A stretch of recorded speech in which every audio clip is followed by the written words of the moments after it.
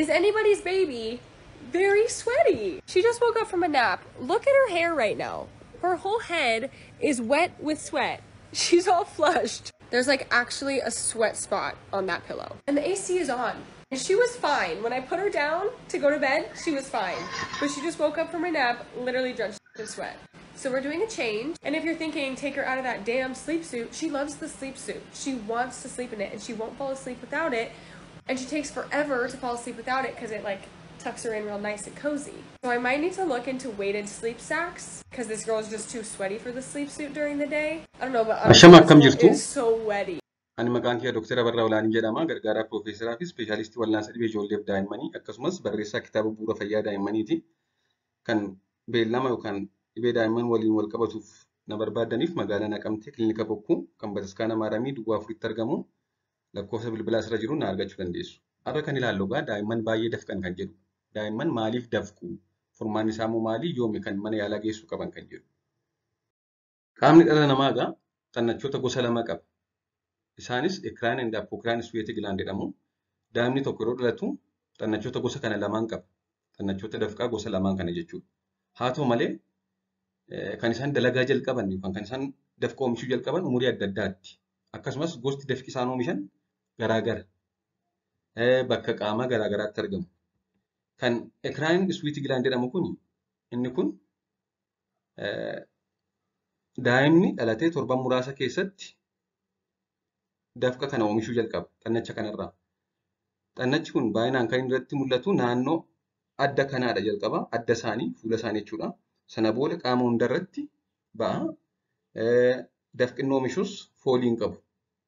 Kan apokiraan isweetii gilaand jedhamu immoo hanga dargaggummaatti dalagaa hin eegalu. Xannachi apokiraan isweetii gilaand jedhamu xannachi dafqaa inni kun haa jiraatu malee yeroo dhalatan kan inni dafqa oomishuu jalqabu naannoo dargaggummaadha. Qaamas bakka hundaatti miti kan inni argamu naannoo rifeensi jirutti argama. Dafqi inni oomishus kan inni maddu rifeensa sana jalaadha. Akkasumas dafqi xannachi kun oomishu fooliin isaa namaa namatti garaagara. Karaa kanaadha kan nuti foolii nama tokko uffata nama tokko nama biraarra adda baasu. Xannachi apokiraan isweetii gilaand jedhamu kanatu foolii inni dafqi inni oomishu garaagara namaa namatti. Kan daa'immanii ekiraan isweetii gilaand jedhamu kun immoo foolii hin qabu daa'ima tokko daa'ima biraa adda baasuun hin danda'amu. Maatiin hedduun daa'ima isaanii yeroo rafanii ka'an dafqanii argu. Daa'imman egaa yeroo rafanii ka'an keessumaa uffata furdaa uffata ho'u uffatanii daree ho'u keessa yoo rafan yeroo ka'an dafqa arguun kanuma jiru. Haa ta'u malee ammaa immoo yeroo isaan dafqan yoo argan ni yaadda'u, ni sodaatu, hin shakkus dhibee maalii ta'uu danda'anii. Haa ta'u malee kun yeroo baay'ee kanuma jiruuf rakkoo hin qabnedha. Akkasumas daa'imman tokko tokko qaama isaanii keessaa bakka ta'e qofa fakkeenyaaf harka isaanii qofa, luka isaanii qofa, mataa isaanii qofa kan kana fakkaatu qofarraa xiqqoo xiqqoo dafqu darbee darbee taanaan kan baay'ee nama yaaddessu miti. Sababni isaas wanti kun waan dhibee ta'eef osoo hin ta'in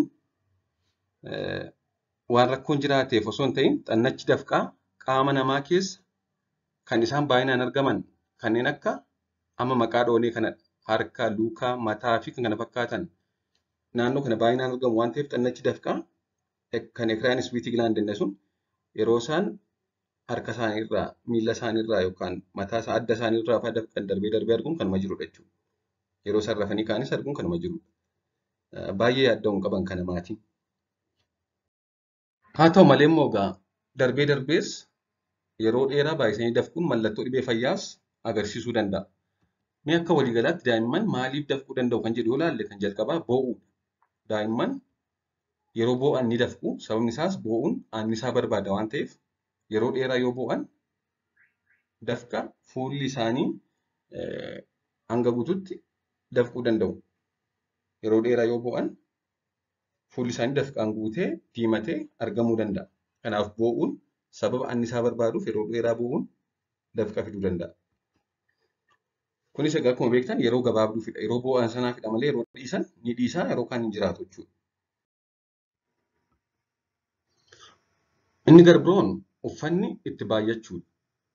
Daa'imman yeroo ciibsu yookaan yeroo raffisnu yoo uffanni itti baay'ate akka nama guddaa kana uffata itti baay'ate kana ofirraa kaasanii hin xiqqeessan hin beekan waan ta'eef gochuus hin danda'an waan ta'eef yeroo uffanni itti baay'atu ni dafqu akkasumas amala dhabu. Kana malees daree isaan keessa rafan kan ho'u yoo ta'e daree isaan keessa rafan ho'a taanaan akkuma nama guddaa dafquu danda'u daa'imman. Garbiraan immoo gam tokko qofaan sa'a dheeraa rafuu cinaacha tokko qofaan sa'a dheeraa yoo rafan akkuma nama guddaa jechuudha. Gama sanaan cinaacha ittiin yeroo dheeraa rafan sanaan dafquu danda'u.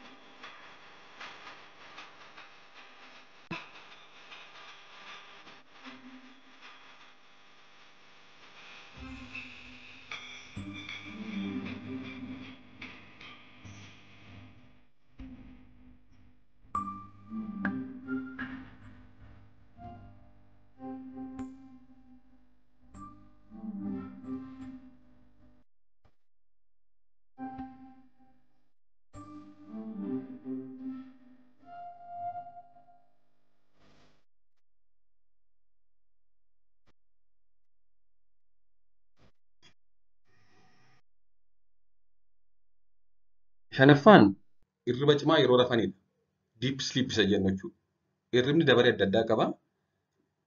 Laayitii fi diippii kan ta'e hirribni sadarkaa adda addaa qaba. Isaan keessaa tokko yeroo hedduu of gatanii rafanidha yookaan deep sleepidha. Daa'imman dabalatee namni kamiyyuu yeroo hirriba cimaa yookaan deep sleep rafu kan hedduu dafqan jiru. Kun garaagarummaa qaba namaa namatti noormaalidha jechuudha. Akkasumas yeroo dhukkubbii qaamaa godhatanidha. Fakkeenyaaf dhibee utaalloo, dhibee busaa dhibee mataa yeroo godhatan dafquun kanuma jirudha. Yeroo kana egaa akkuma ho'inni qaamaa dabalu qufa'uu fi dafquun mallattoo dhibee keessaa tokkodha malee waa biraa miti. So mallattoo dhukkubaadha jechuudha yeroo dhibaman. Wanti sana fide yeroo fayyuu dafquun kun ni dhiisa. Utaalloo qaboo ta'e utaalloon sun yeroo isaan dhiisu dafquun sun ni dhiisa jechuudha. Garbiraan daa'imman yeroo rafan hedduu kurruufuu qofa osoo hin ta'in kurruufuudhaan hafuurri isaan ciccitee affanamanii qilleensa dhabanii yeroo hirribaa ka'an dafquu danda'u. Ijoolleen tokko tokko sababa adda addaan yeroo rafan qilleensa fudhachuu rakkachuun kurruufuu keessa darbanii immoo qilleensa fudhachuu dadhabuudhaan hirribaan na'anii fa'aa kan ka'an jiru. Obstructive sleep apnea kan jennu. Hirribaa yeroo dammaqan kanneen akkasii kun baay'ee dafquu danda'u. Kanaaf yeroo kana akka dhukkubaatti lakkaa'ama jechuudha. So obstructive sleep apnea hirriba keessa affanamanii hirribaa ka'uun qilleensa fudhachuu dadhabuun kana fiduu danda'a. Kanammoo kan fidu fakkeenyaaf naazaal pooliippii ta'uu danda'a, funyaan keessatti foonii ta'e akkasumas toonsiliin baay'ee ta'e ta'uu danda'a. Garbiraan hanqina vaayitaamin D yookaan ifa aduu. Mallattoo jalqabaa daa'imman osoo ifa aduu yookaan vaayitaamin D hin argatiin turuu keessaa tokko baay'ee dafqu.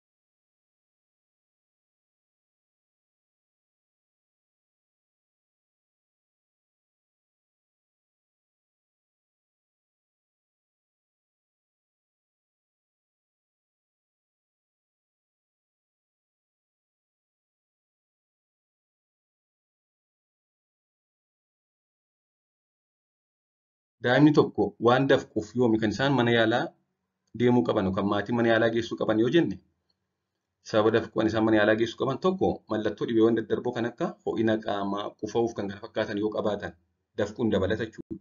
Yoo dhanni isaanii gubate hin qufa'u yoo ta'e, yeroo rafan kan kurruufan yoo ta'e, yeroo rafan ni kurruufu dabalata ni dafqoo ta'e mana yaalaa geessuu qabu. Akkasumas ifa aduu yookaan vaayitaamin D gahaa hin arganne yoo ta'e, yeroo harma hodhanis baay'inaan kan dafqan yoo ta'e, kan nafa qilleensa fudhatan yookaan hafuura baafatan ulfaatiin qaama isaanii kan daballe yookaan qaamni isaanii dhiita'ee jira yoo ta'e mana yaalaa geessuu barbaada. Waan dhaggeeffattaniif hedduu galatoomaa. Gaaffiif yaada qabaannaan koomentii jala naa kaa'aa. Qaamaan immoo magaalaa Naqamtee kilinika Bokkuutti kan naannoo Maariyaamii yookaan Bu'aa Afuritti argamutti na argattu. Turtii gaarii.